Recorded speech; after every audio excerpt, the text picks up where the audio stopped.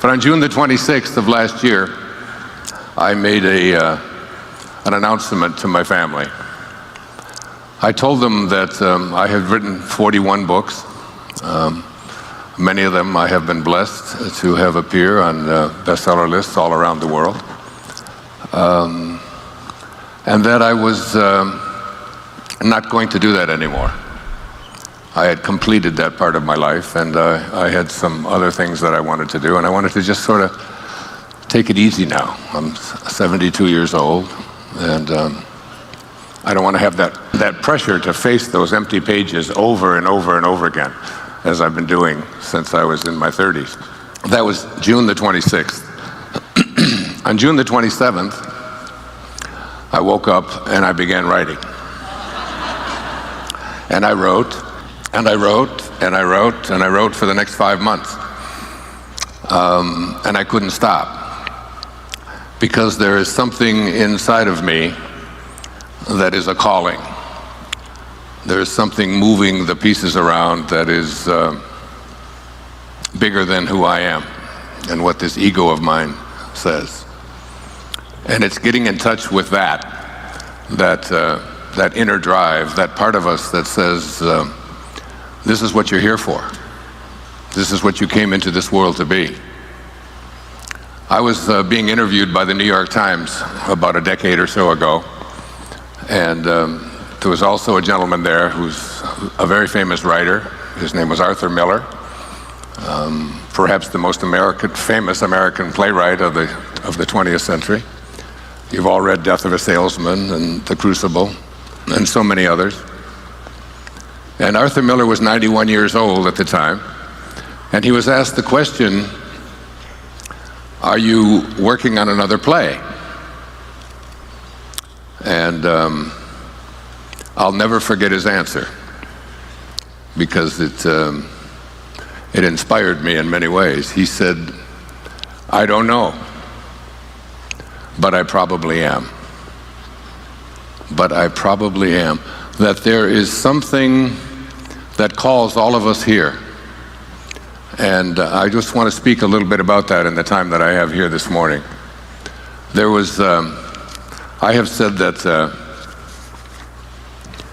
if there is, I wrote these words out last night. If there is intelligence behind life, and there is every reason to believe that there is, or that there may be, and think about that for a moment. If there's intelligence behind life, and all of science points to the fact that there is some kind of an intelligence behind life, behind this body that you were hearing about in the last hour, that there's something mystical, if you will. And I brought with me just a quote from the man who won the Nobel Prize for Physics. He was Einstein's greatest teacher. He was considered the father of modern quantum physics. His name was Max Planck. And on receiving the Nobel Prize for Physics, this is what he said. He said, as a man who has devoted his whole life to the most clear-headed science, to the study of matter, I can tell you, as the result of all of my research about atoms, this much, that there is no matter as such. That all matter originates and exists only by virtue of a force which brings the particles of an atom to vibration and holds this minute solar system of the atom together. We must, as scientists, all assume that behind this force is the existence of a conscious and intelligent mind. This mind is the matrix of all matter. This divine intelligence that is behind everything that is working in this body that we are so consumed with and so concerned about, and how to keep it healthy, that there is something beyond that. One of my favorite poets once observed, He said, what if you slept? And what if in your sleep you dreamed? And what if in your dream you went to heaven? And there picked a strange and wonderful flower.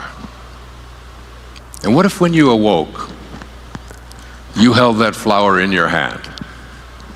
Ah, what then? Samuel Taylor Coleridge, who wrote The Rime of the Ancient Mariner, and I wonder when I ask that question, I've done it on a couple of my public television specials, to ask that question, do you really believe that such a thing is possible? Because as I wrote out last night, I said if there is intelligence behind life, and there is every reason to believe that there is, then all of that intelligence must be innate in each creation of that intelligence. This universal mind, or this, whatever you want to call it, divine mind, the great Tao. I wrote a book 8 years ago called Change Your Thoughts, Change Your Life, which was based on the ancient teachings of the Tao Te Ching by a man named Lao Tzu, who wrote it 2,500 years ago, 500 years before the birth of Christ. And in that great tome, some call it the wisest book ever written, there's 81 verses, and I decided to write an essay on each of those 81 verses and how to apply it in today's life. He said, the great Tao, God, soul, this matrix behind all of life, he said, it does nothing, and yet it leaves nothing undone. He said, each and every one of you are doing nothing. You're all just being done. There is something moving the checkers around in this checkerboard that we call our life, that Arthur Miller was referring to when he said, I don't know, but I probably am. And that I said, when I said to my children, I'm through writing books, not only have I written an entirely new book, which was 144,000 words that I couldn't stop writing. I wrote it all by hand, every word of it. It's why I'm sitting on this chair, because my neck went crazy. Sitting there, hour after hour, writing about all the significant quantum moments that have appeared in my life that turned the direction of my life from where it was headed into a right turn and sometimes into an about face. And I call this book, I Can See Clearly Now. I can see clearly that the things that were taking place when I really thought that I knew what I was doing, and something else was in charge of the whole process. One of the famous observations of one of our great humorists, Mark Twain, he said, the thing that gets you into trouble isn't what you don't know. It's what you know for sure that just ain't so. And there's so much of what we know for sure that just ain't so. Just like what I knew for sure that I wasn't going to be writing. Not only have I written another entire book and looked at all of these significant factors and features that were really at play, moving me about, but I've written another book on top of that I'm about 3/4 of the way through, based upon how to apply the Bhagavad Gita, the great song of the Lord that Gandhi based his life on, and how we can apply it each and every day of our life. So there's a wonderful poem I want to share with you that reflects what Mark Twain was saying, that it's what you know for sure that just ain't so. It's called The Cookie Thief. It was written by Valerie Cox. A woman was waiting at an airport one night with several long hours before her flight. She hunted for a book in the airport shops and bought a bag of cookies and found a place to drop. She was engrossed in her book, but happened to see that the man beside her, as bold as could be, grabbed a cookie or two from the bag between, which she tried to ignore to avoid a scene. So she munched the cookies and watched the clock as this gutsy cookie thief diminished her stock. She was getting more irritated as the minutes ticked by, thinking, if I wasn't so nice, I'd blacken his eye. With each cookie she took, he took one too. And when only one was left, she wondered what he'd do.